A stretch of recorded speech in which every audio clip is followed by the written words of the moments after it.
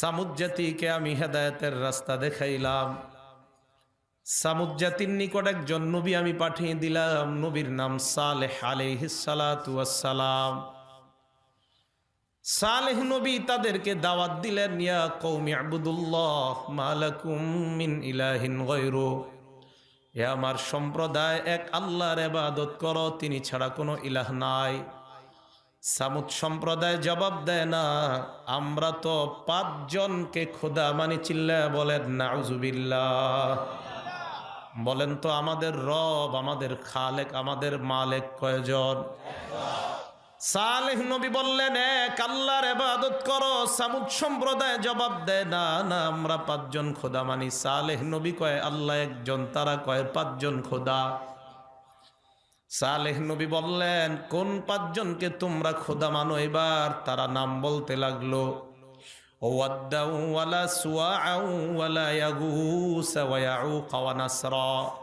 1 number খোদার নাম ওয়াদ্দুন, 2 number খোদার নাম সুআউন, 3 নাম্বার খোদার নাম ইয়াগুস, 4 নাম্বার খোদার নাম ইয়াউক, 5 নাম্বার খোদার নাম নাসরুন। এই 5 জনকে আমরা খোদা মানি। বলেন নাউজুবিল্লাহ।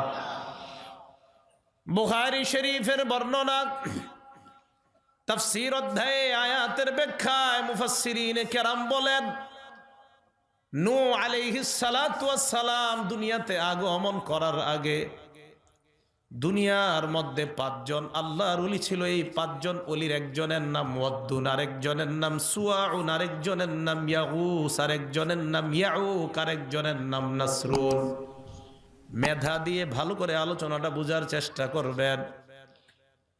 আল্লাহর নবী বলেন 5 জন ভালো মানুষ, এই 5 জন। সামুদ জাতি কয় এই 5 জনই আমাদের খোদা। তাহলে যেই 5 জনকে তারা খোদা বলে, মূলত এই 5 জন মূর্তি ছিল না আগে, তারা মূলত ভালো মানুষ ছিল। আমাদের দেশে অনেক ভালো মানুষের মূর্তি বানানো হয়, যেটা তারা বলে নাই, এরপরেও ওই ভালো মানুষের মূর্তি বানায়। আছে না নাই? এই 5 জন আল্লাহর ওলি। এই ওলিরা যখন দুনিয়ার মধ্যে আছে, মানুষ ইবাদতের মধ্যে মজা পায়, ইবাদত করে, ইবাদতে বড় আনন্দ পায়। আপনাদের এই মসজিদে যদি হাফিজি হুজুর আগামীকাল ফজরের নামাজটা পড়ায়, যদি আজকে এলান হয়ে যায় আল্লাহ করিম মসজিদে হাফিজি হুজুর ফজরের নামাজ পড়াবে, ফজরের নামাজে মসজিদের আশেপাশের এলাকায় মানুষ জায়গা দেওয়া যাবে না। আর যদি ঘোষণা হয় আব্দুল কাদের জিলানী নামাজ পড়াবে, তাহলে পুরো এলাকায় মানুষ জায়গা দেওয়া যাবে না। যদি আব্দুল কাদের জিলানী না হয়ে আল্লাহর নবীর কোন সাহাবা নামাজ পড়ায়, আল্লাহর নবীর সাহাবাদের মধ্যে আবু বকর সিদ্দিক যদি নামাজ পড়ায়, না না আবু বকর সিদ্দিক না, যদি আল্লাহর নবী নামাজ পড়ায়, ইবাদতের মধ্যে মজা বেশি হবে কি হবে না? এর মানে আল্লাহর ওলিদের কারণে ইবাদতের মধ্যে মজা কম বেশি হয়ে যায়। এই 5 জন আল্লাহর ওলি, এদেরকে দেখা মানুষ ইবাদত করতো। এই ওলিগুলা যখন দুনিয়া থেকে বিদায় নেয়, ইবলিস তাদের কাছে আসলো, আসার পর তাদেরকে বলল, কি ব্যাপার, তোমরা আগের মতো কেন ইবাদত করো না? মানুষগুলা জবাব দেয়, আমাদের 5 জন আল্লাহর ওলি দুনিয়াতে ছিলেন, তারা বিদায় নেওয়ার কারণে ইবাদতের মধ্যে আর মজা পাই না, এই কারণে আর আগের মতো ইবাদত করি না। ইবলিস তাদেরকে বুদ্ধি দিল, ইনসিবু লাহুম আনসাবান ফি মাজালিসিহিম আল্লাতী কানু ইয়াজলিসুনা। যেই জায়গাগুলা এই 5 জন আল্লাহর ওলি বসতো, এই জায়গাগুলায় তোমরা 5 আল্লাহর ওলির 5টা মূর্তি বানায় দাও। বলেন নাউজুবিল্লাহ। 5 আল্লাহর ওলির 5টা মূর্তি বানায়, এটা এক বর্ণনা। তাফসীরের কিতাবে আসছে, ইবলিস এই 5 আল্লাহর ওলির 5টা আকৃতি তাদের সামনে আইনা দিছে, দেওয়ার পর বলল এদেরকে দেখে ইবাদত করো। তখনও শিরিক শুরু হয় নাই, মূর্তি পূজা আরম্ভ হয় নাই। এরা ইবাদত করে, এরা বিদায় নেওয়ার পর তাদের সন্তানাদি যারা দুনিয়াতে আসলো, এই জন্য মনে রাখবেন মাহফিল খুব বেশি হওয়া এখন প্রয়োজন। এই কারণে আপনি মারা যাওয়ার পর আপনার সন্তান যারা দুনিয়াতে আসবে, এরা যেন শিরিকে লিপ্ত না হয়, এরা যেন মূর্তি পূজায় লিপ্ত হয়ে না যায়। এই জন্য আপনি এই যুগে যদি বর্গার বাবার পূজা মাজার পূজা করেন তা আপনার সন্তান আপনার তাসির পেয়ে যেতে পারে। আল্লাহ আমাদেরকে সর্বপ্রকার পূজা থেকে হেফাজত করেন, বলেন আমিন। তাহলে এইবার একটু বলেন তো, যেই পাঁচজনকে সামুদ জাতি খোদা বলতেছে, এই পাঁচজন কি মূলত মূর্তি না আল্লাহর ওলি ছিল? তো সামুদ জাতি এটা বলল। ইবলিস তাদেরকে এই কথা বলার পর পরবর্তী জেনারেশন আসার পর এরাও এবাদত করে এই পাঁচ মূর্তি দেখা, কিন্তু এবাদতটা করে আল্লাহর। বাকি ভালো লাগে যে আহারে এরা আমাদের ওলি ছিল। ইবলিস তাদেরকে বলল, আমি দেখছি তোমাদের বাপ দাদারা তাদের পায়ে সেজদা করে, নাউজুবিল্লাহ। অতএব তোমরাও তাদের পায়ে সেজদা করা আরম্ভ করে দাও। জনগণ সর্বপ্রথম মূর্তি পূজা আরম্ভ করে দেয়। এবার মূর্তি পূজার প্রচলন শুরু হয়ে যায়। বুঝে থাকলে বলেন, আল্লাহর ওলিদেরকে কেন্দ্র করে মূর্তি পূজা আরম্ভ হয় দুনিয়াতে। এর মানে দুনিয়ায় সর্বপ্রথম মূর্তি পূজা আরম্ভ হয় আল্লাহর ওলিদেরকে কেন্দ্র করে। তেমনিভাবে দরগা পূজাও আরম্ভ হয় আল্লাহর ওলিদেরকে কেন্দ্র করে। মূর্তি পূজাও আল্লাহর ওলিদেরকে কেন্দ্র করে, দরগা পূজা হয় আল্লাহর ওলিদেরকে কেন্দ্র করে। শাহজালাল কিন্তু বলে নাই আমার দরগায় তোমরা পূজা করবা, দরগায় লাফালাফি করবা। আল্লাহর কসম, আল্লাহ যদি শাহজালালকে দুনিয়ায় পাঠায় একটু ক্ষমতা দিয়ে দিতেন, যাও 5টা মিনিটের জন্য তুমি সিলেটে তোমার দরগায় কি হয় দেখো। হযরত শাহজালাল যদি কবর থেকে বের হইতেন, হওয়ার পর যদি তাকায় দেখতেন এত অপকর্ম হয়, শাহজালাল বলতেন, আমি ইয়ামান দেশ থেকে তোমাদের বাংলাদেশে আসলাম শিরিক খতম করার জন্য, এখন দেখি তোমরাই শিরিকের মধ্যে লিপ্ত। শাহজালাল সর্বপ্রথম জুতা দিয়া তাদেরকে বাইরেয়া ওই মাজার ছাড়া করতে। আল্লাহর ওলিদেরকে কেন্দ্র করে মূর্তি পূজা, দরগা পূজা, এটা খুব ভালো করে বুঝবেন। হিন্দু ধর্মে করে দুর্গা পূজা, এই দুর্গা পূজার কথাও হিন্দু ধর্মের কোনো কিতাবে নাই। 4টা কিতাব, অথর্ববেদ, যজুর্বেদ, সাম্যবেদ, ঋগ্বেদ, 4টা হিন্দুদের প্রধান 4 কিতাবের মধ্যে স্পষ্ট লেখা আছে, একম ব্রহ্মা দৈত্য নাহিনা নাস্তি কিঞ্চান। আল্লাহ একজন, ইবাদত করো একজনের, একজন ছাড়া কোনো খালিক নাই, কোনো ব্রহ্মা নাই, কোনো স্রষ্টা নাই, একজনের ইবাদত করো। ঋগ্বেদের মধ্যেও লেখা একম এবং অদ্বৈতম, আল্লাহ এক, দ্বিতীয় আর কেউ নাই। অতএব তোমরা এক খালেক, এক স্রষ্টার ইবাদত করো। এর মানে হিন্দু ধর্মের কিতাবেও বলে স্রষ্টা মানো একজনকে, কিন্তু দেখা যায় তারা মানে হাজার হাজার দুর্গা। বুঝা না বুঝার কারণ এটা। আপনার হিন্দু বন্ধুকে দাওয়াত দিবেন, তোমাদের ধর্মগ্রন্থ মানো। হাজার হাজার হিন্দু তাদের ধর্মগ্রন্থ যদি পড়ে, কালিমা পড়ে মুসলমান হয়ে যাবে।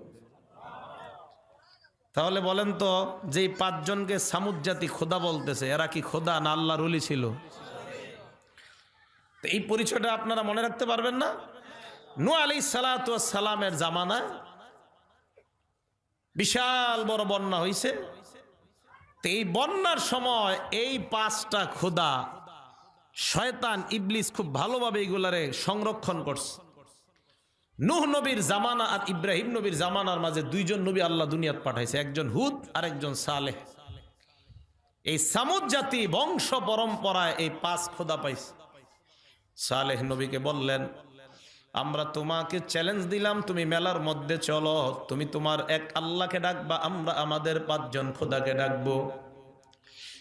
সালেহ নবী চ্যালেঞ্জ গ্রহণ করলেন, মেলার মধ্যে গেলেন। যাওয়ার পর সামুদ জাতিকে বললেন, তোমরা তোমাদের 5 জন খোদাকে আগে ডাক দাও। তারা 5 জন খোদা ডাক দেয়, ও ওয়াদ্দুন সুওয়াউন ইয়াগুস ইয়াউক ওয়া নাসরুন, তাদেরকে ডাক দেয়। 5 খোদা তাদের ডাকে সাড়া দেয় না। এবার সামুদ জাতি বলল, সালেহ পয়গম্বর, তুমি তোমার এক আল্লাহর কাছে তুমি বলো, আল্লাহ যদি তোমার চাহিদা পূরণ করে দেয়, আমরা সবাই দলে দলে তোমার দলে প্রবেশ করার ওয়াদা করলাম। সালেহ নবী হাত তুললেন আল্লাহর কাছে দোয়া করার জন্য। যেই মাত্র দোয়া করবে, আল্লাহ সামুদ জাতি আইসা কয়ে সালেহ পয়গম্বর তুমি দোয়া করলে হবে না, আমাদের চাহিদা আল্লাহর কাছে বলো। আল্লাহ যদি আমাদের চাহিদা পূরণ করতে পারে তাহলে আমরা বুঝবো আল্লাহ একজন আছে। সালেহ নবী বললেন বলো তোমরা কি বলতে চাও? সামুদ জাতি কয় আল্লাহকে বলো আইয়ুরিয়ানা নাকাতান মিন হাযাল জাবালিল্লাযী উদিআত মিনাস সখরা, এই যে একটা পাহাড় দেখা যায়, যে পাহাড়টা পাথর দিয়ে তৈরি করা, আল্লাহকে বলো এই পাহাড়ের ভিতর থেকে জ্যান্ত মহিলা একটা উটনি আমাদেরকে বের করার জন্য বলো। এবার আপনারা বলেন পাহাড়ের ভিতরে কি উট থাকে? আপনারা না যেভাবে বলছেন মনে হয় এই এলাকায় থাকে। আরে পাহাড়ের ভিতরে কি উট থাকে? তো এটা আগের এরকম জোরে বলতে পারলেন না? আসতে বলার অর্থ তো এরকম হয় যে হয়তো আমার তো জানা নাই, গাজীপুর থাকতে পারে, যে থাকে বলেন সমস্যা নাই। পাহাড়ের ভিতর বলতে আবার পাহাড়ের আশেপাশে না, অর্থাৎ যে পাহাড়টা তৈরি এটার ভিতরে। তো সালেহ নবী আল্লাহর কাছে দোয়া করবে আল্লাহ আপনি এই পাথরের পাহাড়ের ভিতর থেকে একটা উটনি বের করে দেন। যেই মাত্র দোয়া করবে সামুদ সম্প্রদায় ঈশা কয় না না এই দোয়া করলে হবে না। কয় কেন? কয় যদি আগে থেকে থাকে ভিতরে। আল কামিল ফি তারিখের মধ্যে আল্লামা ইবনুল আসির রহমতুল্লাহ আলাই লম্বা আলোচনা আনছেন। তো বলো কি বলবো তোমরা বলো। এবার তারা বলল আল্লাহকে বলো আইয়ুরিয়ানা নাকাতান, আল্লাহ যেন একটা উটনি দেখায় এই পাহাড়ের যে কোনো একটা পাথর থেকে। প্রথম বলল পাহাড়ের ভিতর থেকে, এরপর বলল যে কোনো একটা পাথর। সালেহ নবী হাত তুললেন, আল্লাহ যেই মাত্র দোয়া করবে সামুদ জাতি কয় না না এই দোয়া করলে হবে না, যদি যে কোনো পাথরের ভিতর উটনি থাকে। আলোচনা বুঝতেছেন? হ্যাঁ বললেন আমি শিক্ষক মানুষ, পেশা হলো শিক্ষকতা করা, এই জন্য শিক্ষকতা স্টাইলে ওয়াজ হয়, তো আপনার একটু বললেন হ্যাঁ না। তো যেই মাত্র এই কথা বলছে কয় পাথরের ভিতর যদি উটনি থাকে। কি জ্ঞান বুদ্ধি নিয়ে চলে, পাথরের ভিতর বলে উটনি থাকে। তো সালেহ নবী বলেন বলো তোমরা কি বলবো। এবার তারা তাকায় দেখে আলাদা একটা পাথর দেখা যায় এক জায়গায় পড়ে আছে। ডাক দিয়া বলে সালেহ পয়গম্বর আল্লাহকে বলো আইয়ুরিয়ানা নাকাতান মিন হাদিহিস সখরাতিল মুনফারিদা, এই যে পৃথক একটা পাথর দেখা যায় এই পাথরের ভিতর থেকে জ্যান্ত মহিলা একটা উটনি যেন বের করে দেখা দেয়। সালেহ নবী হাত তুলে বললেন আল্লাহুম্মা আরিনা নাকাতান মিন হাদিহিস সখরাতিল মুনফারিদা, আল্লাহ তুমি আমাদেরকে এই যে পৃথক একটা পাথর দেখা যায় এই পাথর থেকে জ্যান্ত মহিলা একটা উটনি তুমি বের করে দেখা দাও। যেই মাত্র সালেহ নবী দোয়া করতে লাগলেন তারা পাথরের দিকে তাকায়, পাথরের দিকে তাকায় দেখে তাতামাখাজু কামা তাতামাখাজুল হামেলা, গর্ভবতী নারীর পেটে বাচ্চা আসলে পেটটা যেমন বড় হয়ে যায়, তাকায় দেখে পাথরের পেট আল্লাহ কুদরতি ভাবে বড় বানায় দেয়। সব ক্ষমতার মালিক কে? অবাক হয়ে মানুষগুলা তাকায় আছে। সালেহ নবী বললেন অপেক্ষা করো। এবার তারা তাকায় দেখে শাক্কাতিস সখরা, পাথর ফেটে যায়, পাথরের ভিতর থেকে জ্যান্ত মহিলা একটা উটনি হাঁটতে হাঁটতে সামুদ জাতির সামনে উপস্থিত হয়ে যায়। সালেহ নবী বললেন হেদায়েত গ্রহণ করে নাও। তারা কয় এখন না, আরো বাকি আছে। কয় কি বাকি? কয় আল্লাহরে বলো এই যে মহিলা উটনি এটার ভিতর থেকে আমাদেরকে দুধ পান করাইতে বলো আল্লাহকে। সালেহ নবী বললেন বাচ্চা ছাড়া কিভাবে দুধ পান করাবে? কয় যে আল্লাহ পাথর থেকে উটনি বের করে দেখাইলেন ওই আল্লাহ বাচ্চা ছাড়া দুধ পান করায়া দেখাইতে পারেন। সালেহ নবী দোয়া করলেন আল্লাহ মেহেরবানি করে সামুদ জাতিকে আপনি প্রাণীর দুধ পান করায়া দেন। আল্লাহ বললেন সালেহ পয়গম্বর তাদেরকে বলেন তাদের ঘরের মধ্যে যত কলস ড্রাম বালতি আছে সব নিয়ে আসার জন্য বলেন। সামুদ জাতি কয় এটা আবার কেন? সালেহ নবী বললেন আল্লাহর হুকুম, তোমরা নিয়ে আসো। সবাই তাদের যত পাত্র আছে কলস ড্রাম ড্রাম যা কিছু আছে সব নিয়ে উপস্থিত হয়ে যায়। এবার আল্লাহ বললেন উটনির ওলানের মধ্যে হাত দাও। উটনির ওলানে যেই মাত্র হাত দেয়, উটনি থেকে এত পরিমাণ দুধের ব্যবস্থা আল্লাহ করে দিলেন।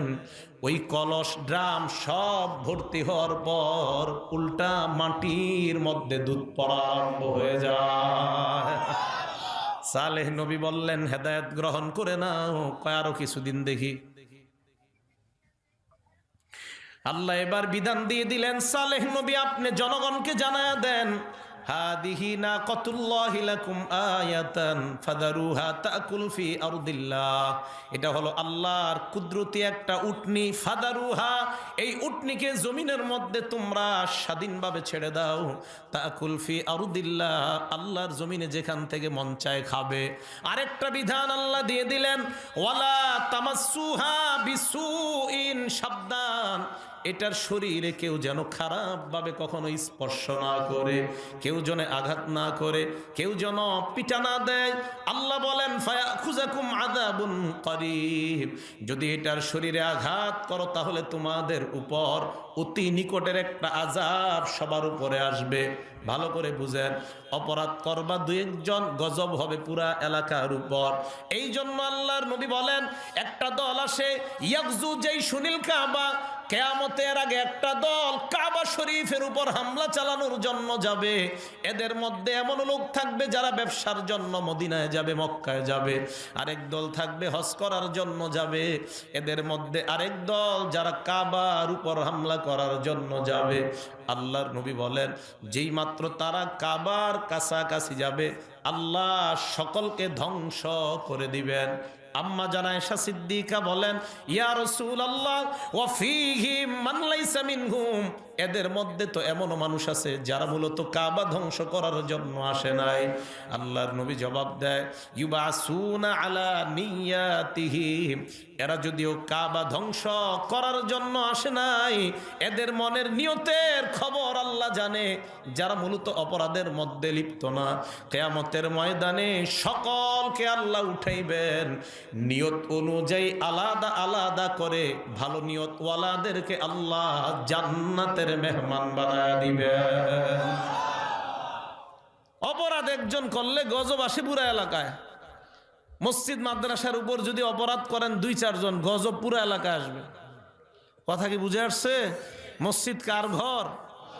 মাদ্রাসা নবীর ঘর। এই মসজিদ মাদ্রাসায় যদি উল্টা পাল্টা কেউ তাকায়, এটিও আল্লাহর কুদরত, আল্লাহর নিদর্শন। এই দিকেও যদি কেউ উল্টা পাল্টা দৃষ্টি দেয় তো আল্লাহ পাক রব্বুল আলামিনের জিহাদি মুজাহিদ বান্দা আছে দুনিয়ায়, মুসলমানরা তখন বসে থাকবে না। নিজের শরীরের শেষ বিন্দু রক্ত দিয়ে বাতিলদের সাথে সার্বক্ষণিক ওলামায়ে কেরামের সাথে এক হয়ে জিহাদে লিপ্ত হতে মুসলমান রাজি আছে, কোনো সন্দেহ নাই। সালেহ আলাইহিস সালাতু ওয়াস সালাম তাদেরকে জানায়া দিলেন কেউ কিন্তু খারাপভাবে এটারে ধরবা না। এই কথা বলার পর সালেহ আলাইহিস সালাতু ওয়াস সালাম বলে দিলেন এলাকায় দুইজন খারাপ মহিলা ছিল। এই দুই খারাপ মহিলার কাছে প্রতিদিন দুইজন খারাপ মানুষ অপকর্ম করার জন্য যাইত। ওই দুই মহিলার কাছে গেছে, লাগবে না, যাওয়ার পর মহিলা দুইজন কয় আজকে আমাদের সাথে অপকর্ম করতে পারবা না। কয় কেন? আগে এক কাজ করতে হবে, সালেহ নবীর আল্লাহ যে উটনি দিছে এই উটনিটাকে হত্যা করবা। বলেন নাউজুবিল্লাহ। বলেন তো হত্যা একজনে করলে গজব আসবে পুরা সবার উপর। এই দুইজন হলো একটু খারাপ প্রকৃতির। তারা বের হলো, বের হওয়ার পর চিন্তা করলো হায় হায় এখন যদি এইটারে হত্যা না করি তাহলে তার অপকর্ম করতে পারবো না। তারা এবার ভাড়াটে ডাকাত তালাশ করতে লাগলো। আল্লাহ এই কথাটা কোরআনে বলছেন ওয়াকানা ফিল মাদিনাতি তিসআতু রাহতি ইউফসিদুনা ফিল আরদি ওয়ালা ইউসলিহুন। এলাকায় 9 জনের একটা ডাকাত দল ছিল। এই 9 জনের ডাকাতের সন্ধান তারা পেয়ে যায়। এদেরকে তারা তালাশ করে তাদের কাছে গিয়ে বলে ও ডাকাত ভাই, টাকার বিনিময়ে একটা মার্ডার করতে পারবা কিনা? ডাকাতরা জবাব দেয় আমরা টাকা পাইলে সব করতে রাজি, বলো কি করতে হবে? তারা বলল আল্লাহর যে কুদরত, সালেহ নবীকে যে উটনি আল্লাহ দান করলেন এই উটনিটা রাতের বেলা হত্যা করবা। বলেন নাউজুবিল্লাহ। 9 জন ডাকাত জবাব দেয়, টাকার বিনিময়ে মানুষ হত্যা করি, আর একটা প্রাণী হত্যা করা কোনো ব্যাপার না। ভালো করে মনে রাখবেন, হত্যা করা ইসলাম ধর্মে কোনোভাবে সমর্থন করে না, অন্যায়ভাবে হত্যা করাকে। আব্দুল্লাহ ইবনে ওমরের বর্ণনা, আল্লাহর নবী বলেন, মান কতালা মুআহিদান লাম ইয়ারাহ রাইহাতাল জান্নাহ ওয়া ইন্না রিহাহা তুজাদু মিন মাসিরাতি 40 আমা। আল্লাহর নবী বলেন, কোন মুসলমান যদি অন্যায়ভাবে কোন মুসলমানকেও হত্যা করে, এই মুসলমানটা জান্নাতের ঘ্রাণও পাবে না, অথচ জান্নাতের ঘ্রাণ 40 বছরের দূরে থেকে জান্নাতীর নাকের মধ্যে আল্লাহ পৌঁছায়া দেয়। হত্যা করা যাবে না, এটা অন্যায়, এবং হত্যাকাণ্ডকে সমর্থনও করা যাবে না, এটা অন্যায়। কেন সমর্থন করা যাবে না? যে যাকে হত্যা করবে, বুখারী শরীফের বর্ণনা, আল্লাহ রাসূল সাল্লাল্লাহু আলাইহি সাল্লাম বলেন, আকবরুল কাবাইর, সবচেয়ে বড় কবিরা গুনাহ 4টা। 1 নাম্বার আল ইশরাকু বিল্লাহ, আল্লাহর সাথে শিরিক করা। 2 নাম্বার কাতলু নাসামা, অন্যায়ভাবে কাউকে হত্যা করা। 3 নাম্বার উকুকুল ওয়ালিদাইন, পিতামাতার নাফরমানি করা। 4 নাম্বার কাউলুজ জুর কানা মুত্তাকিআন সুম্মা ক্বালা ওয়া শাহাদাতুজ জুর, 4 নাম্বার মিথ্যা কথা বলা। নবী এইভাবে ছিলেন, হেলান দেওয়া, উইঠা বললেন, মিথ্যা সাক্ষী দেওয়া, এটাও বড় অপরাধ। তাহলে এই হত্যাকাণ্ড, এগুলো ইসলাম সমর্থন করে না। তো এরা 9 জন ডাকাত কয় কি ব্যাপার না, টাকার বিনিময়ে মানুষ মারি আর একটা প্রাণী মারবো, এটা কোনো ব্যাপার না। রাতের বেলা গেছে, এই 9 ডাকাতের মধ্যে একজনের নাম কুদার। বলেন কি নাম? কুদার, কফ দাল আলিফ র, কুদার। তাফসিরে জালালাইনে তার নাম আসছে, নাম কি? কুদার। 9 জন ডাকাত যায়, যাওয়ার পর কুদার নামক ডাকাত সর্বপ্রথম উটনির উপর হামলা চালায়। ডাকাতরা উটনিটাকে রাতের বেলা হত্যা করার পর সকালবেলা এলাকার মধ্যে খবর ছড়ায় যায়, আল্লাহর কুদরতটা কারা জানি হত্যা করছে। সবার মধ্যে আতঙ্ক, এখন আযাব যদি এলাকায় আসে সবার উপর আসবে। সালেহ নবীর কানে যায়, পয়গম্বর, কারা জানি রাতের বেলা আল্লাহর কুদরতটা হত্যা করছে। সালেহ নবী উটনির কাছে আসলেন আর বললেন, কারা এই কর্মটা করলা? তাড়াতাড়ি বলো, অন্যথায় আল্লাহ আমাকে জানায়া দিবে। 9 জন ডাকাত তারা বলে, নবী যেহেতু আল্লাহর মাধ্যমে জেনে নিবেন, চলো একটা কাজ করি, আজকে রাত্রে নবীকেই হত্যা করি। বলেন নাউজুবিল্লাহ। শুধু তাই নয়, তারা শপথ করলো, ক্বালু তাকাসামু বিল্লাহি লানুবাইয়িতান্নাহু ওয়া আহলাহু সুম্মা লানাকুলান্না লিওয়ালিয়িহি মা শাহিদনা মাহলিকা আহলি। আমরা রাতের বেলা সালেহ নবী এবং তার পরিবারের উপর রাতে হামলা চালাবো, এরপর আমরা তার পরিবারকে বলবো, মা শাহিদনা মাহলিকা আহলি, এই হত্যাকাণ্ডের ব্যাপারে আমাদের কোনো জানা নাই, কোনো জ্ঞান নাই। রাতের বেলা হত্যাকাণ্ড করব, যেই ভাবনা সেই কাজ। 9 জন ডাকাত রাতের বেলা তালাশ করতে করতে সালেহ নবীর বাড়ি পর্যন্ত পৌঁছে যায়। সালেহ নবীর বাড়ির সামনে একটা পাহাড়, এই পাহাড়ের পিছনে গিয়ে 9 জন ডাকাত পলায়ন করলো। ডাকাতরা পরামর্শ করলো, নবী যখন রাতের বেলা ইবাদত করার জন্য জাগ্রত হবে, তখন তার উপর আমরা হামলা চালাবো। যেই মাত্র নবী রাতের বেলা উঠলেন সালাত আদায় করার জন্য, এই 9 জন ডাকাত আল্লাহর নবী সালেহের উপর আক্রমণ করতে যায়, কে যেন উল্টা তাদের উপর আক্রমণ চালা দেয়। আশেপাশে তাকা দেখে কেউ নাই, কে আক্রমণ চালায়? এবার দ্বিতীয়বার আবার আক্রমণ চালায়, দ্বিতীয়বার কে যেন আবার তাদের উপর আক্রমণ চালায় দেয়। তারা চিন্তা করলো, তৃতীয়বার ফাইনাল আক্রমণে সালেহ নবীকে আমরা বিদায় করব। যেই মাত্র তৃতীয়বার হামলা করার জন্য যায়, কে যেন ফাইনাল আক্রমণ করে তাদেরকেই বিদায় করে দেয়। আল্লাহু আকবার। চোরারা রাতে চুরি করলে সকালে যদি ঘরে না আসে, মা বাবা টেনশন, কিরে কই আমার ছেলে, কোন বাড়ির চেয়ারম্যান জানি বাইন্দা রাখছে গাছের সাথে, আল্লাহ জানে, নাকি কোনো পুকুরে ফালায় রাখছে জনগণ মাইরা, নাকি জেলে আছে, না থানায় আছে, না গাজীপুর থানায় গিয়া পামু। চোরাগো মা বাবা কিন্তু এইটাই চিন্তা করে। তো ডাকাত 9 জনের মা বাবা দেখে ছেলেরা বাড়িতে আসে না, ঘটনা কি কই গেল? তালাশ করতে করতে ওই রাস্তায় গেছে। আমগো ছেলেগুলারে দেখছো? রাতের বেলা তো দেখছিলাম এই রাস্তা দিয়ে, কই জানি যায়। তালাশ করতে করতে তারা রাস্তার শেষে গিয়া দেখে একটাই বাড়ি আছে, সালেহ নবীর বাড়ি, আর কারো বাড়ি নেই। ডাক দিলেন, আপনি কি আমাদের ছেলেদের ব্যাপারে জানেন? উনি জবাব দিলেন না, আসলে উনি জানে না। তালাশ করতে করতে 9 জনের 9টা লাশ পাহাড়ের পিছনে পাইছে। লাশগুলো আনার পর তারা বলল, এই হত্যাকাণ্ড কে করছে? আপনি যদি না করেন। সালেহ নবী বললেন, বিশ্বাস করো আমি এই হত্যাকাণ্ডের ব্যাপারে কিছুই জানি না। সালেহ নবীকে তারা হুমকি দিল, আপনি এই হত্যাকাণ্ড করছেন, তোমার খবর আছে। এই হুমকি দিয়ে যখন তারা চলে যায়, আল্লাহ পাক রব্বুল আলামিন সালেহ নবীকে জানায়া দিলেন, পয়গম্বর তাদেরকে জানায়া দেন, রাতের বেলা আমার নবীকে তারা মারতে চায়, আমি আল্লাহ ফেরেশতাদের মাধ্যমে তাদেরকে শেষ করে দিলাম। এই জন্য মুসলমান আলেম উলামা, এদের যে শক্তিটা এটা হলো নেয়ামতি শক্তি, আর অন্যদের যে শক্তি এটা হলো বিভিন্ন কৌশলগত শক্তি। ভালো করে মনে রাখবেন, ওলামাদের শক্তি, ওলামাদের পাওয়ার এটা হলো নেয়ামতি পাওয়ার। অন্যদের পাওয়ার এটা হলো কৌশলগত পাওয়ার। কৌশলগত পাওয়ারের মেয়াদ থাকে 10 বছর, 12 বছর, 15 বছর, 100 বছর, এরপর এটার মেয়াদ আর থাকে না। নেয়ামতগত যেই পাওয়ার, এই পাওয়ার এমন একটা পাওয়ার, এটার সম্পর্ক সরাসরি আল্লাহর আরশের সাথে। এই পাওয়ারের কারণে আল্লাহর কসম, যেই দেশের মধ্যে নেয়ামতি শক্তির পাওয়ার বেশি আছে, খোদার কসম যারা ওই দেশের উপর লুলুপ দৃষ্টি দেয়, ওই দেশের উপর লুলুপ দৃষ্টি দিয়ে তারা কখনো সফল হতে পারবে না। এই জন্য আগে বাংলাদেশ ছিল 56,000 বর্গ মাইল, কিছুদিন আগে শুনলাম 55,000, এখন শুনি 54,000। যায় কই মাইলগুলা? আল্লাহ জানে কবে কি শুনি। সবাই সজাগ থাকতে হবে দেশের জন্য, ইসলামের জন্য।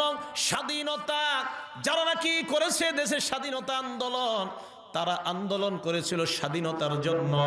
আমরা আন্দোলন করব দেশ, ইসলাম এবং স্বাধীনতা রক্ষার আন্দোলন। গাছা ওলামায়ে ঐক্য পরিষদ যদি ডাক দেয় স্বাধীনতা রক্ষা, ইসলাম রক্ষার আন্দোলনের জন্য, কারা কারা জান মাল নিয়ে যাইতে রাজি আছি জানতে চাই। আল্লাহু আকবার, আল্লাহু আকবার। আমরা আছি সেখানে, আমরা আছি সেখানে। আল্লাহু আকবার। সালেহ আলাইহিস সালাতু ওয়াস সালামকে আল্লাহ বললেন, এরা আপনারে হুমকি দিছে, এরা আপনাকে হুমকি দিছে। হ্যাঁ, আচ্ছা অপারেটর ভাই, আচ্ছা দেখ, মেশিনারি জিনিস তো এটা ওনার হাতে না, একটু দেখেন। এইভাবে না বলা, হ্যাঁ কষ্ট পাবে। হ্যাঁ, অনেক মাইক তো হয়তো ভুল হয়ে গেছে, এইভাবে বললেন না। হ্যাঁ, কষ্ট পায়, অপারেটররাও মানুষ তো কষ্ট পায়। সব মাহফিলে বেচারারা এমন চাপের উপর থাকে, মাঝে মাঝে মায়া লেগে যায়, এত চাপের উপরে থাকে। আসলে হয়তো হয়ে গেছে। আল্লাহ আমাদেরকে সব বিষয়গুলা খুব ধৈর্যের সাথে, ইসলামী মূল্যবোধের সাথে যেন আমরা সমাধান করতে পারি, আল্লাহ তৌফিক দান করেন। হ্যাঁ, সালেহ নবীকে তারা হুমকি দিল যে তোমার খবর আছে। আল্লাহ হুমকি দিয়ে দিলেন, খবর আপনার নাই, এদেরকে আপনি বলেন তামাত্তাউ ফি দারিকুম সালাসাতা আইয়াম, আর 3 দিন যা উপভোগ করার উপভোগ করে নাও। 3 দিন পর আযাব আসবে, যালিকা ওয়াদুন গায়রু মাকযুব, যে আযাব মিথ্যা খবর নয়। আমি আল্লাহর ঘোষণা কখনো মিথ্যা হতে পারে না, আযাব আসবে। সালেহ পয়গম্বর জানায়া দিলেন, সামুদ জাতি তোমরা কেন এমন অপকর্মটা করলা? শুধু তাই নয়, প্রথম আল্লাহর কুদরত তোমরা হত্যা করলা, এরপর আমি নবীর পর্যন্ত হত্যা করার ষড়যন্ত্র করলা। আল্লাহ জানায়া দিছেন 3 দিন উপভোগ করে নাও, এরপর তোমাদের শাস্তি আসবে। আর নবী বলে দিলেন, তোমাদের যে আলামত, প্রথম দিন ঘুম থেকে জাগ্রত হওয়ার পর দেখবা তোমাদের সবার চেহারাগুলা সাদা হয়ে গেছে। দ্বিতীয় দিন ঘুম থেকে ওঠার পর দেখবা সবার চেহারাগুলা লাল বা হলুদ হয়ে গেছে। 3 নম্বর দিন ঘুম থেকে উঠার পর দেখবা সবার চেহারাগুলা কালা হয়ে গেছে। যেই মাত্র কালো দেখবা তখনই বুঝবা আযাব এসে যাবে, ওই সময় তোমরা আযাবের অপেক্ষা করবা। হঠাৎ সামুদ জাতি একদিন ঘুম থেকে উঠার প্রত্যেকের চেহারাগুলা সাদা হয়ে গেছে। স্বামী স্ত্রীকে ডাক দিয়া বলে, স্বামী আমার, তোমার চেহারা এমন সাদা কেন দেখা যায়? স্ত্রীকেও স্বামী বলে, তোমার চেহারা কেন এমন সাদা? এই সাদা মানে যেই সাদার কারণে মেয়ে বিয়ে দেওয়া যায় এমন সাদা না। এই সাদা হলো যেই সাদার কারণে বিয়ে বাধা হয়ে দাঁড়ায়, শ্বেত শ্বেত সাদা। আসেনি এরকম? ওই যে একদম পুরা সাদা কেমন জানি। আল্লাহ সবাইকে এই রোগ থেকে হেফাজত করেন। নবীজি আল্লাহর কাছে দোয়া করছে, আল্লাহুম্মা ইন্নী আউযু বিকা মিনাল বারস। এই বারস মানে শ্বেত রোগ। রাসূল করিম সাল্লাল্লাহু আলাইহি ওয়াসাল্লাম এই জাতির ব্যাপারে আমাদেরকে বলছেন, খুব সতর্ক থাকতে বলছেন। সামুদ জাতিকে এই কথা বলার পর হঠাৎ একদিন তারা উইটা দেখে তাদের প্রত্যেকের চেহারাগুলা সাদা, যেই সাদা ভয়ঙ্কর সাদা, একজন আরেকজনের কথা বিশ্বাস করে না। দুনিয়াতে তারা সর্বপ্রথম আয়না আবিষ্কার করছে, আয়না। এবার আয়নার দিকে তাকায় দেখে চেহারা সাদা। দ্বিতীয় দিন তারা ঘুম থেকে উঠছে, উঠার পর দেখে ইহমাররাত উজুহুহুম আও ইসফাররাত উজুহুহুম, তাদের চেহারাগুলা লাল অথবা হলুদ হয়ে গেছে। 3 নাম্বার দিন ঘুম থেকে ওঠার পর তাকায় দেখে ইসওয়াদ্দাত উজুহুহুম, তাদের চেহারাগুলা কালো হয়ে গেছে। যেই মাত্র দেখছে চেহারাগুলা কালা হয়ে গেছে, ওই মাত্র সালেহ নবী বললেন, অপেক্ষা করো, আযাব আসার অপেক্ষা করো।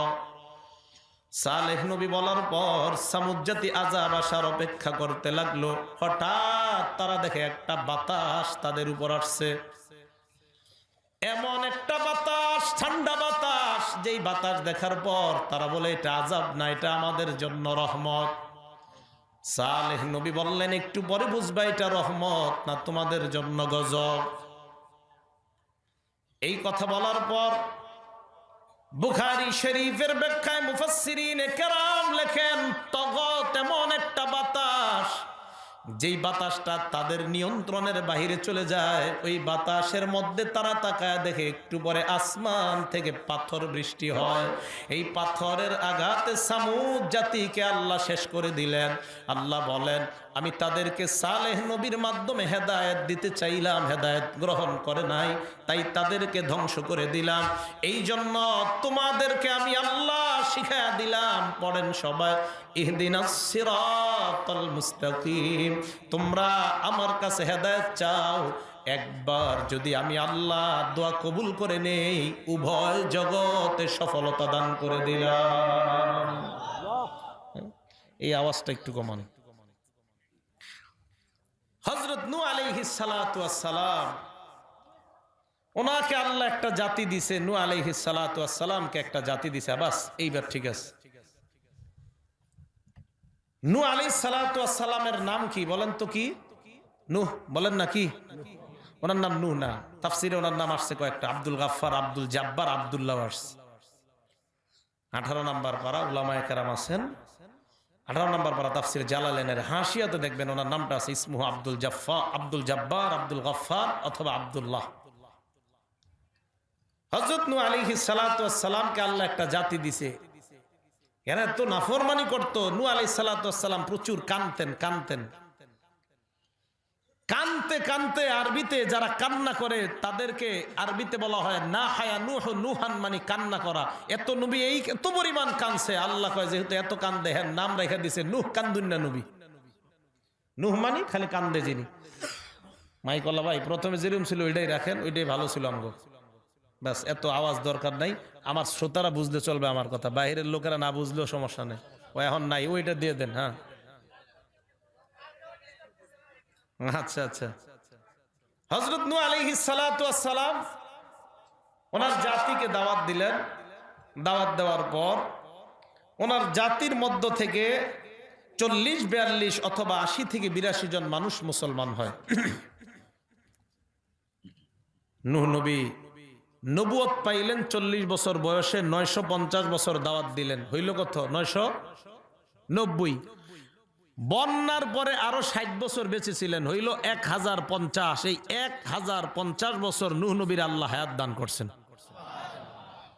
নূহ আলাইহিস সালাতু ওয়াস সালাম এদেরকে দাওয়াত দেওয়ার পর এরা যখন দাওয়াত গ্রহণ করে না, নূহ নবী আল্লাহর কাছে দোয়া করলেন, আল্লাহ ইন্নাকুম আসাউনি, এরা আমার নাফরমানি করে, আল্লাহ লা তাদার আলাল আরদি মিনাল কাফিরিনা দাইয়ারা, একজন কাফেরকেও দুনিয়ার মধ্যে আপনি রাখবেন না। দাইয়ারর ব্যাখ্যা বুখারীতে আসছে দুইটা। এক নাম্বার, দাইয়ার শব্দের অর্থ বসবাসকারী। দুই নাম্বার, দাইয়ার অর্থ আহাদান, মানে একজনকেও আপনি দুনিয়ার মধ্যে রাখবেন না। নূহ নবী দোয়া করলেন, করার পর আল্লাহর কাছে বললেন, আল্লাহ ইন্নাকা ইন তাদারহুম ইউদিল্লু ইবাদাকা ওয়ালা ইয়ালিদু ইল্লা ফাজিরান কাফফারা। এরা যদি দুনিয়ার মধ্যে থাকে, এদের সন্তান যারা হবে, এই সন্তানগুলোও কাফের হবে, বেঈমান হবে। এদেরকে দুনিয়ার মধ্যে রাখার কোনো প্রয়োজন নাই।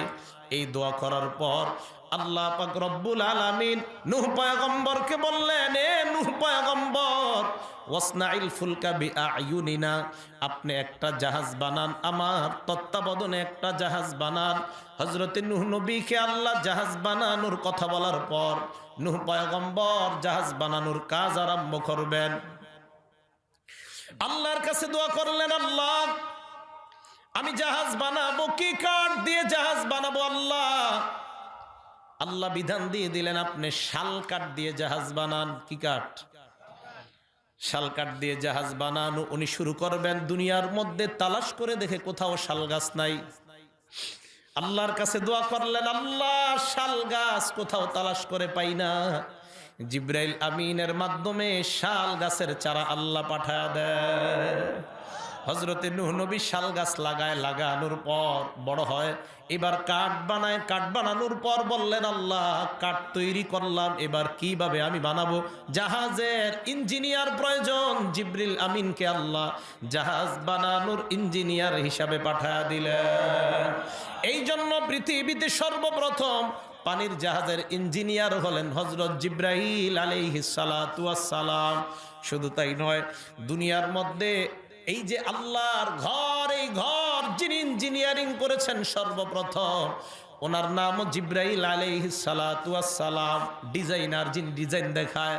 হযরত জিব্রাইল আমিন এসে বললেন, নূহ পয়গম্বর জাহাজ বানানোর কাজ আরম্ভ করেন। আল্লাহ আমাকে পাঠায় দিয়েছেন কিভাবে জাহাজ বানাবেন দিক নির্দেশনা দেওয়ার জন্য। তুলহু সামানুনা জিরাআ, লম্বায় হবে 80 গজ। ওয়া আরজুহু 50 জিরাআ, পাশে হবে 50 গজ।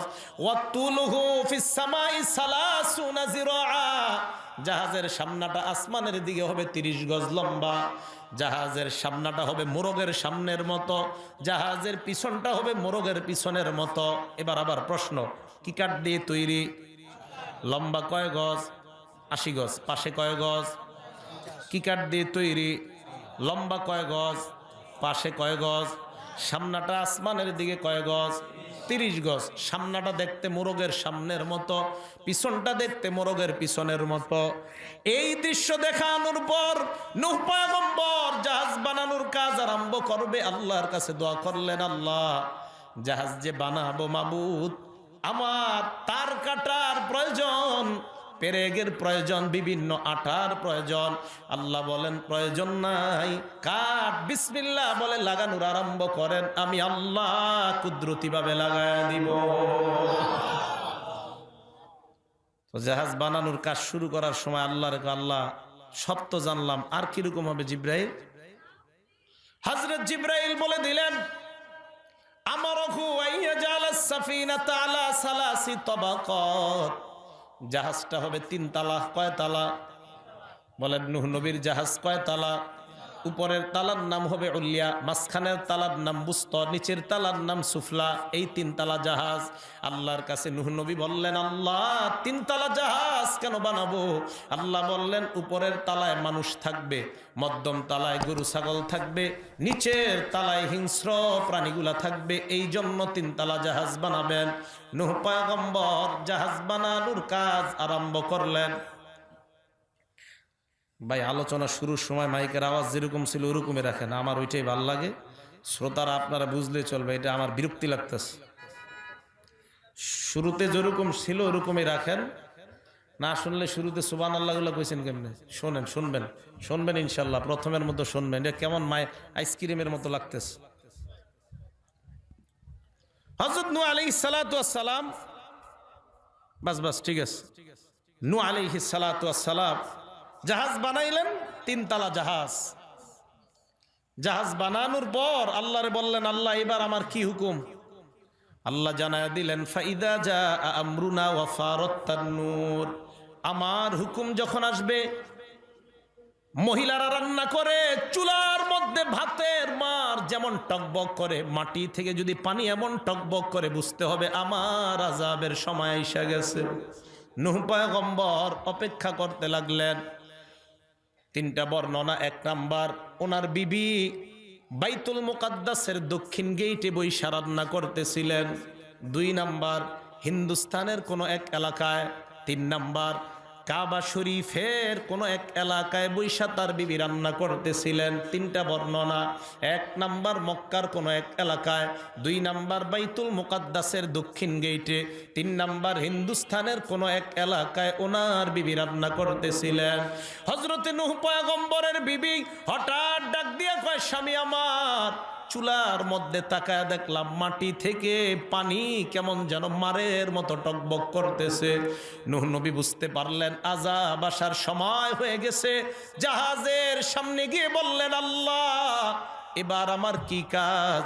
আল্লাহ বললেন, ফাসলুক ফিহা মিন কুল্লিন যাওজাইন ইসনাইনি ওয়া আহলাকা ইল্লা মান সাবাকা আলাইহিল কওলু ওয়া মান আমান।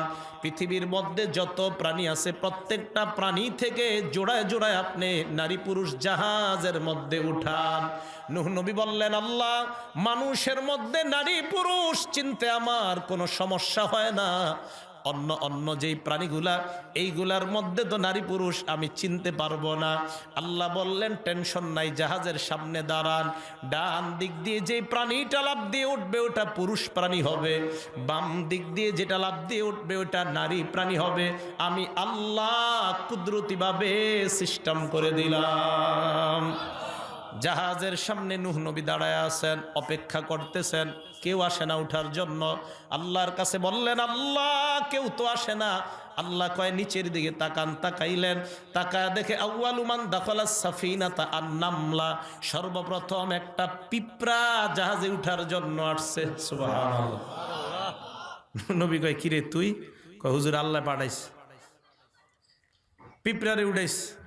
আস্তে আস্তে প্রাণী উঠাইতেছে, হঠাৎ দেখে রশির মতো পেঁচাইতে পেঁচাইতে একটা প্রাণী আসছে। কি এটা? নূহ নবী কয়, আল্লাহ এটা না উঠাইলে হয় না। আল্লাহ কয়, কেন? এইটা এমনি তো একটু ভয়ঙ্কর প্রাণী, মানুষও ভয় পায়। আল্লাহ বললেন, সাপে বিষ দিছে আমি আল্লাহ, যতদিন জাহাজে থাকবে ততদিনের জন্য সাপের বিষ দূর করে দিলাম। উঠান। উঠাইতে উঠাইতে হঠাৎ দেখে বনের রাজা সিংহ আসছে। নূহ নবী বললেন, আল্লাহ এটারে না উঠাইলে হয় না। কয়, কেন? কয়, এটারে গরু ছাগলও ভয় পায়, মানুষও ভয় পায়। আল্লাহ বললেন, সিংহের শরীরে হাত দেন, মাথায় হাত দেন। নূহ পয়গম্বর সিংহের মাথায় হাত দেয়, হাত দিয়া দেখে মাথাটা গরম। নূহ নবী কি বুঝতে পারলেন? মাবুদ, আহসাস্তু, আমি উপলব্ধি করতে পারলাম, আল হারারাতা, গরম উপলব্ধি করতে পারলাম। আল্লাহ বলেন, এটা গরম নয়, এটা হলো তার মাথায় যে গরম আপনি পাইলেন, আল হুম্মা, জ্বর নামক একটা রোগ আমি তাকে দান করলাম। ইতিহাসের মধ্যে দুনিয়ায় কোনো মানুষের সর্বপ্রথম জ্বর হয় নাই। দুনিয়ায় সর্বপ্রথম নূহ পয়গম্বরের জাহাজের ওই সিংহের শরীরে আল্লাহ জ্বর দিয়ে দিছেন। হযরতে নূহ পয়গম্বরকে আল্লাহ জানায়া দিলেন, নূহ পয়গম্বর, জ্বর এমন একটা রোগ যে রোগের কারণে সিংহ নিজের শরীর নিয়ে চিন্তায় থাকবে, অন্যকে আক্রমণ করার কোনো সুযোগ পাবে না। যাদের জ্বর হয় তারাই বুঝতে পারে জ্বর কেমন একটা রোগ। জ্বর হইলে দুনিয়ার কিছুই ভালো লাগে না। 6 মাস পর্যন্ত জাহাজ চলবে, এই যতদিন জাহাজ চলবে সিংহের শরীরের জ্বর থামবে না। নূহ নবী দাঁড়ায় আছেন, হঠাৎ তাকা দেখে সমস্ত প্রাণীগুলা উঠছে, মানুষ উঠছে, সব উঠছে। এবার সর্বশেষ তাকা দেখেন, আখিরু মান দাখালাস সাফিনাতা আল হিমার, একটা গাধা আসছে জাহাজে উঠার জন্য। নূহ নবী তাকায় দেখলেন গাধার বুকটা প্রবেশ করছে, গাধার লেজ আর জাহাজের মধ্যে যায় না। নূহ নবী বললেন, কিরে গাধা, মালাকা ইয়া হিমার লিমা লাম তাদখুলিস সাফিনাতা কুল্লাক, পরিপূর্ণভাবে কেন তুমি জাহাজে প্রবেশ করো না? গাধা জবাব দেয়, হুজুর আমার কোনো দোষ নাই, কে যেন আমার লেজের মধ্যে ধরে আস। হযরত নূহ নবী জাহাজের বাহিরে তাকাইলেন, তাকায়া দেখে তাআল্লাকা বিদানাবিহি ইবলিস, গাদার লেজের মধ্যে ইবলিস ধরে ঝুলাস। কে কে? ইবলিসকে প্রশ্ন করলেন, মালাকা, কি ব্যাপার, তোমার কি হলো? লিমা আখস্তা জানাবাল হিবার, কেন গাদার লেজ ধরছো? কয় আল্লাহরে প্রশ্ন করেন। নূহ নবী আল্লাহর কাছে প্রশ্ন করলেন, আল্লাহ, ইবলিস কেন তার লেজ ধরছে? আল্লাহ বলেন, ইবলিসও জাহাজে উঠতে চায়, আমি তাকে কিয়ামত পর্যন্ত হায়াত যেহেতু দান করলাম, অতএব ইবলিসকেও আপনি জাহাজের মধ্যে উঠায় নেন। ইবলিসকে জাহাজের মধ্যে উঠায় আওয়াজ দিয়ে বলেন, ইবলিস কার লেজে ধরছে? গরুর লেজ আছে না নাই? কুত্তার লেজ আছে না নাই? বিড়ালের লেজ আছে না নাই? সব লেজ বাদ দিয়া কার লেজে ধরছে? এর মানে গাদার লেজটা ইবলিস ভালোভাবে চিনছে। যারা কোরআনের বিরুদ্ধে বলে, টেলিভিশনের মধ্যে যারা মাদ্রাসার বিরুদ্ধে বলে, আলেমদেরকে জঙ্গি বলে, কোনো সন্দেহ নাই তাদের লেজের মধ্যে ধরছে ইবলিস, কারণ তারা ইন্টারন্যাশনাল গাধা। কথা কি বুঝে আসছে? ইবলিস সাধারণ কারো লেজে ধরে না, গাদার লেজে ধরে। যেটাই দেখবেন কোরআন হাদিসের বিরুদ্ধে বলে, এটা গাদা। দেশে হইলে জাতীয় গাদা, বিদেশ হইলে আন্তর্জাতিক গাদা। নূহ নবী তাকায়া দেখলেন বৃষ্টি পড়তেছে উপর থেকে, নিচ থেকে পানি উঠতেছে। 12 দিন বা 15 দিন টানা পানিও পড়লো আর নিচ থেকে পানি উঠতে থাকলো। দুনিয়ার সবচাইতে উঁচু পাহাড়, এই পাহাড়ের উপরে 15 গজ পরিমাণ পানি। নূহ নবী আল্লাহর কাছে বললেন, আল্লাহ, জাহাজ যে চালামু, ইঞ্জিল টিঞ্জিলের ব্যবস্থা? আল্লাহ বলেন, না, ইঞ্জিল লাগবে না। ক্বালা আরকাবু ফিহা বিসমিল্লাহি মাজরিহা ওয়া মুরসাহা, এই দোয়াটা আপনি পড়বেন, জাহাজ যেই মাত্র পড়বেন আমি আল্লাহ চলার ব্যবস্থা করে দিব। এই জন্য মনে রাখবেন, এই দোয়াটা গাড়িতে ওঠার দোয়া নয়, এটা হলো নৌযানে ওঠার দোয়া। গাড়িতে ওঠার দোয়া হলো সুবহানাল্লাযী সাখখারা লানা হাযা ওয়া মা কুন্না লাহু মুকরিনিন ওয়া ইন্না ইলা রাব্বিনা লামুনকালিবুন। নূহ পয়গম্বর যখন জাহাজ চালানো আরম্ভ করলেন, 1 দিন 2 দিন নয়, 6 মাস পর্যন্ত জাহাজ দুনিয়ার মধ্যে বিচরণ করতে লাগলো। এমন কোন জায়গা নাই জাহাজটা যায় নাই। আপনাদের গাজীপুরের এই এলাকা দিয়েও জাহাজটা গেছে। শুধু তাই নয়, মক্কা নামক এলাকায় যাওয়ার পর নূহ পয়গম্বর তাকায় দেখে হঠাৎ জাহাজ কাবাটা যেই জায়গায়, ওই জায়গার মধ্যে অটোমেটিক 7টা চক্কর লাগায় দেয়। আল্লাহর কাছে দোয়া করলেন, আল্লাহ, এখানে তো তোমার ঘর কাবা নাই, কিভাবে জাহাজ চক্কর লাগায়? আল্লাহ বলেন, বন্যা হওয়ার কারণে জিবরিল আমিনের মাধ্যমে কাবা আমি 4 নাম্বার আসমানে উঠায় নিলাম। জাহাজ চলতে চলতে 6 মাস চলার পর পানি শুকায়া যায়। ওয়াস্তাওয়াত আলাল জুদি, জুদি পাহাড়ের উপর গিয়ে জাহাজটা থামছে। জাহাজ থামার পর আল্লাহ পাক রব্বুল আলামিন বললেন, ইহবিত বিসালামিম মিন্না ওয়া বারাকাতিন আলাইকা, আপনি নিরাপদে দুনিয়ার মধ্যে নামেন, আমার রহমত নিয়ে, আমার বরকত নিয়ে দুনিয়ার মধ্যে আপনি নেমে যান।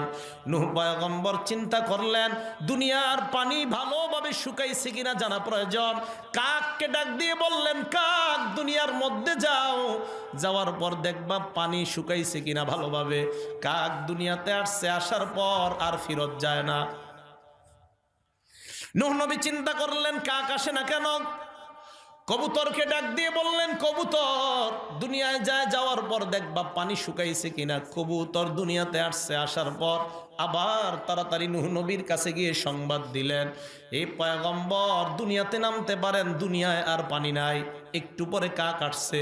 নূহ নবী বললেন, কি ব্যাপার? মালাকা ইয়া গুরাব লিমা তাআখারতা, কিরে কাক, তুই কেন দেরি করলি? কাক জবাব দেয়, পয়গম্বর ক্ষমা করবেন, দুনিয়াতে যাওয়ার পর পচা গরু দেখা লোভ সামলাইতে পারি নাই, গরু ঠোরকানো আরম্ভ করলাম। নূহ নবী বললেন, কবুতর আর কাক, শুনে রাখো, এ কাক, কিয়ামত পর্যন্ত মানুষের সাথে তোমার বসবাস সম্ভব নয়। কবুতরকে ডাক দিয়ে বললেন, কবুতর, কিয়ামত পর্যন্ত মানুষ একটা ঘরের মধ্যে ঘুমাবে, পাশে তোমার জন্য আরেকটা ঘরের ব্যবস্থা করবে। কাক কেউ পালেন? কবুতর পালে সবাই। নূহ আলাইহিস সালাতু ওয়াস সালামের জাতি মাত্র ৮০-৮২ জনকে আল্লাহ হেদায়েতের কারণে নাজাত দিলেন, বাকিগুলাকে ধ্বংস করলেন। আল্লাহ বলেন ইহদিনাস সিরাতাল মুস্তাকিম, হেদায়েতের জন্য আমি আল্লাহর কাছে দোয়া চাও। এই জন্য এই জগতের মধ্যে যেটার নাম হেদায়েত, মরণের পর ওইটার নাম নাজাত। আল্লাহ বলেন ওই নাজাতের জন্য তোমাদের কাছে আমি দুইটা বিষয় বলবো। এক নাম্বার, ওয়াসারিউ ইলা মাগফিরাতিম মির রাব্বিকুম, তোমাদের রবের পক্ষ থেকে ক্ষমা পাওয়ার প্রতিযোগিতা তোমরা করো, আল্লাহর কাছে ইস্তেগফার তোমরা পাঠ করো। আল্লাহর নবী বলেন ইন্নাহু লা ইউগানু আলা কলবি, আমার অন্তরের মধ্যে মাঝে মাঝে অলসতা আরম্ভ হয়ে যায়। এই অলসতা কাটানোর জন্য ইন্নী লা আস্তাগফিরুল্লাহ ফিল ইয়াউমি মিআতা মাররা, আল্লাহর কাছে আমি 100 বার আস্তাগফিরুল্লাহ পাঠ করি। কয়শো বার? আমাদের গুনাহ আছে না নাই? তাহলে আমাদের কি পরিমাণ পাঠ করা দরকার? আল্লাহ বলেন ইস্তাগফিরু রাব্বাকুম, তোমরা তোমাদের রবের কাছে ইস্তেগফার পাঠ করো, ক্ষমা প্রার্থনা করো। ইন্নাহু কানা গফফারা, আল্লাহ ক্ষমাশীল। 2 নাম্বার, ইউরসিলিস সামাআ আলাইকুম মিদরারা, আল্লাহ আসমান থেকে তোমাদের জন্য প্রচুর পরিমাণ বৃষ্টির ন্যায় রহমত নাজিল করবেন। 3 নাম্বার, ওয়ায়ুমদিদকুম বিআমওয়াল, আল্লাহ তোমাদেরকে সম্পদ দিয়ে সাহায্য করবেন। 4 নাম্বার, ওয়াবানিনা, সন্তান দিয়ে সাহায্য করবেন। 5 নাম্বার, ওয়ায়াজআল লাকুম জান্নাত, মরণের পর চিরস্থায়ী ঠিকানা জান্নাত আল্লাহ দান করবেন। 6 নাম্বার, ওয়ায়াজআল লাকুম আনহারা, যে জান্নাতের মধ্যে থাকবা, এই জান্নাতের মধ্যে বসার পর তাকায় দেখবা দুধের নহর, মধুর নহর দেখা যায়। এমন নিয়ামত আমি আল্লাহ তোমাকে দেওয়ার ওয়াদা করলাম। পড়েন সবাই আস্তাগফিরুল্লাহ, আস্তাগফিরুল্লাহ, আস্তাগফিরুল্লাহ।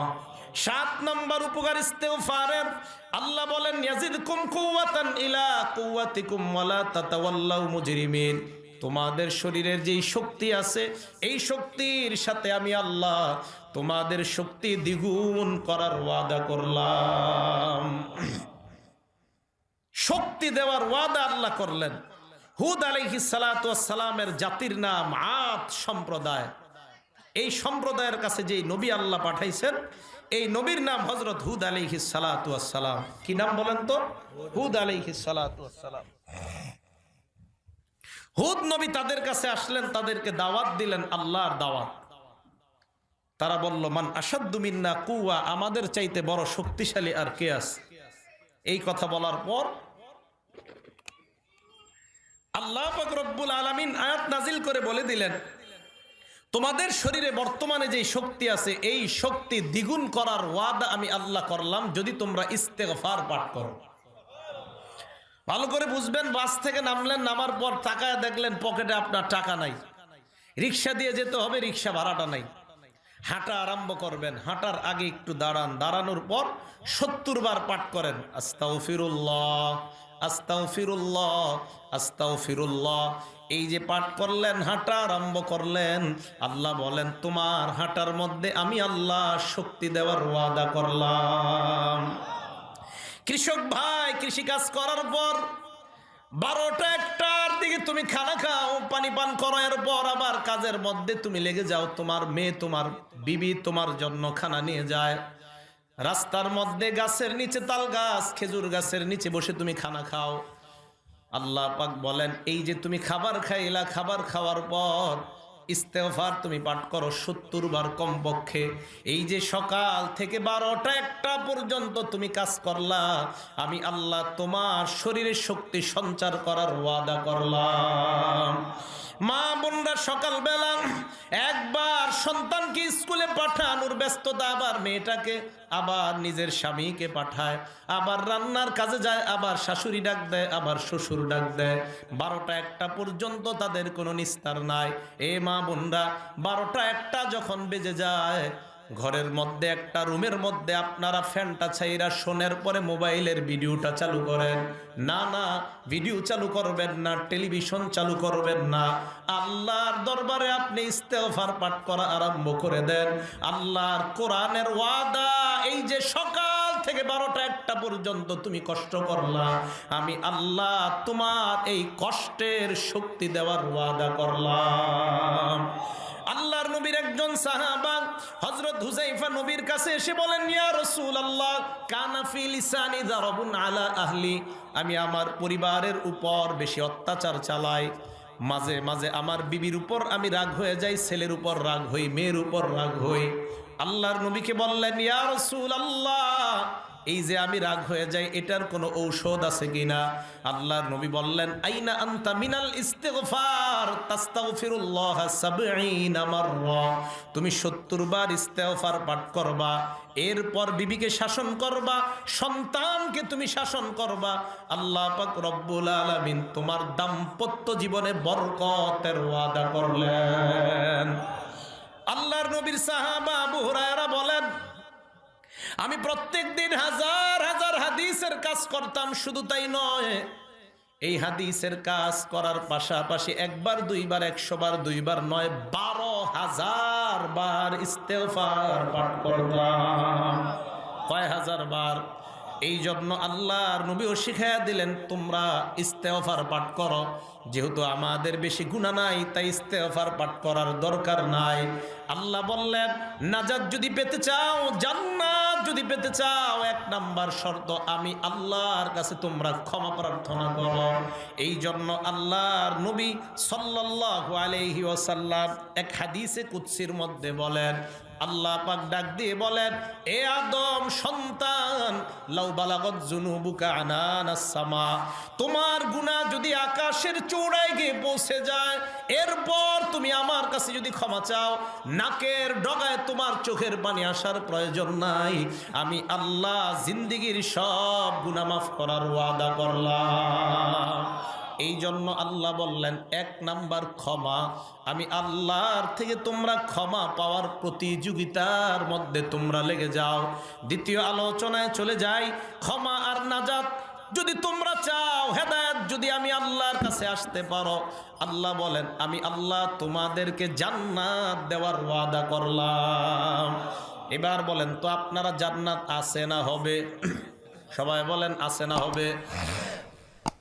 হাদিসের মধ্যে নাস্তিকরা ইশকাল তুলে, আল্লাহর নবী এক হাদিসের মধ্যে বলেন, আবু হুরায়রা রাদিয়াল্লাহু তাআলা আনহুর বর্ণনা, মা ফিল জান্নাতি শাজারা ইল্লা সাকুহা মিন যাহাব, জান্নাতের মধ্যে যেই গাছ আল্লাহ দিবেন, এই গাছের গোড়া আল্লাহ স্বর্ণ দিয়ে তৈরি করবেন।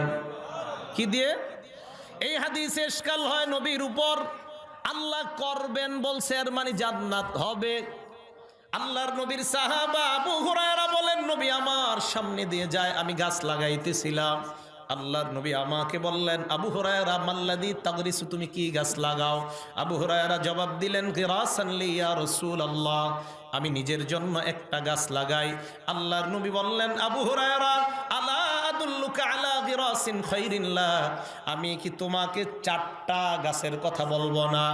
এই 4টা গাছ তোমার জন্য জান্নাতে আল্লাহ দিবেন। তুমি বলো, বলেন সবাই সুবহানাল্লাহ ওয়ালহামদুলিল্লাহ ওয়ালা ইলাহা ইল্লাল্লাহ ওয়াল্লাহু আকবার। আবার পড়েন সবাই সুবহানাল্লাহ ওয়ালহামদুলিল্লাহ ওয়ালা ইলাহা ইল্লাল্লাহ ওয়াল্লাহু আকবার। আল্লাহর নবী বলেন, আবু হুরায়রা, এই যে